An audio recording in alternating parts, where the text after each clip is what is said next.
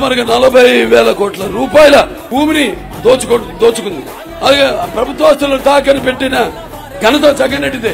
25,000 కోట్ల రూపాయలకు విశాఖపట్నం తాకట్టు.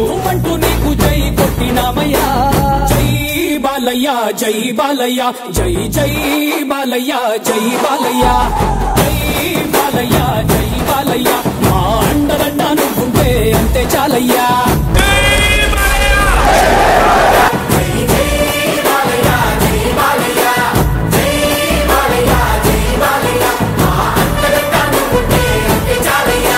ల్యాండ్ టైటిలింగ్ యాక్ట్ అని తీసుకొచ్చాడు.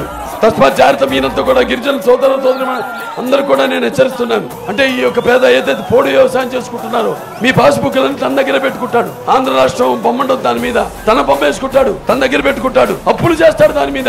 రేపలో మన అవసరాల కోసం మన భూమి మీద మనం అప్పు చేయాలనుకుంటే ఆల్రెడీ మన ముందుగానే మన పేరు మీద అప్పులు చేసేసి ఉంటాయి.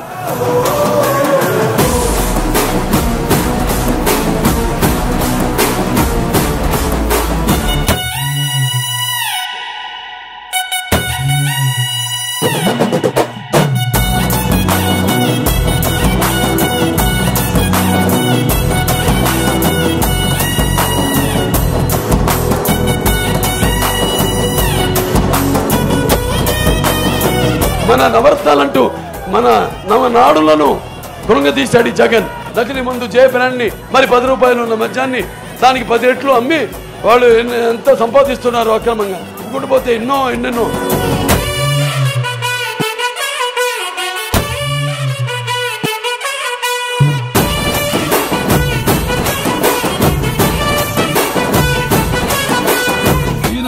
తెలుగుదేశం, జనసేన, అటు బీజేపీ కూటమిగా ఏర్పడి ఈ కూటమి శక్తిని ఎదుర్కొనే శక్తి ఎవరికి లేదు.